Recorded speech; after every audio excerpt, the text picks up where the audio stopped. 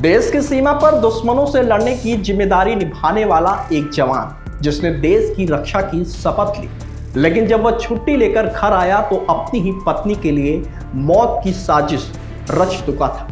पत्नी को कैंटीन से सामान खरीदने का बहाना बनाकर घर से निकाला, कार में बैठाया, रास्ते में दोस्त के साथ मिलकर उसका गला घोट दिया और फिर उसके शव को नहर में फेंक कर ऐसे ड्यूटी पर लौट गया जैसे कुछ हुआ ही ना। उत्तर प्रदेश के एटा से सामने आई यह वारदात रिश्तों को झकझोर देने वाली है। आखिर कैसे खुला इस सनसनीखेज हत्याकांड का राज, चलिए आपको बताते हैं इस खौफनाक साजिश की तह क्या। दरअसल मारहारा थाना क्षेत्र के हिम्मतपुर काकामई गांव निवासी सेना के लांस नायक रमाकांत, जो जम्मू में तैनात है, छुट्टी पर अपने घर आया था। 6 जुलाई को उसने अपनी 33 वर्षीय पत्नी सोनी यादव से कहा कि कैंटीन से सामान खरीदना है। दोनों कार से कैंटीन के लिए रवाना हो गए। रास्ते में ही रमाकांत ने अपने एक दोस्त के साथ मिलकर अपनी पत्नी का गला घोट दिया और उसके शव को आगरा रोड स्थित हजारा नहर में फेंक दिया। सबसे चौंकाने वाली बात यह रही कि वारदात के बाद आरोपी वापस अपनी यूनिट पर पहुंच गया और सामान्य तरीके से अपनी ड्यूटी ज्वाइन कर ली, लेकिन यह मामला ज्यादा दिन तक छिप नहीं सका। उसी दिन सोनी की छोटी बहन रागिनी ने अपनी बहन को फोन किया। फोन घर पर मौजूद था। बच्चों ने उठाया और बताया कि मम्मी पापा के साथ बाहर गई हैं। जिसके बाद जब परिजनों ने रमाकांत से पूछताछ की तो वह लगातार टाल मटोल करता रहा। अगले दिन भी सोनी घर पर नहीं लौटी तो मायके पक्ष, जो करहल मैनपुरी के रहने वाले हैं, वो एटा पहुंचे और थाने में गुमशुदगी दर्ज करा दी। जांच के दौरान पुलिस को कई अहम सुराग मिले।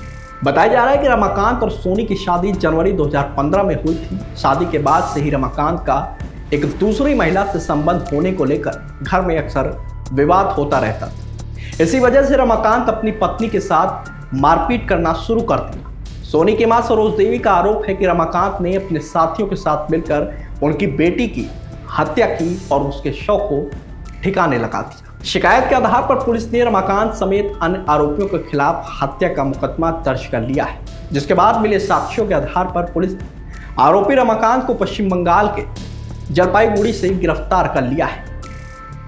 पुलिस की पूछताछ में आरोपी ने पत्नी की हत्या करना स्वीकार कर लिया है। पुलिस के मुताबिक आरोपी ने बताया कि उसे अपनी पत्नी पर अवैध संबंधों का शक था, जिसके चलते उसने इस वारदात को अंजाम दिया है।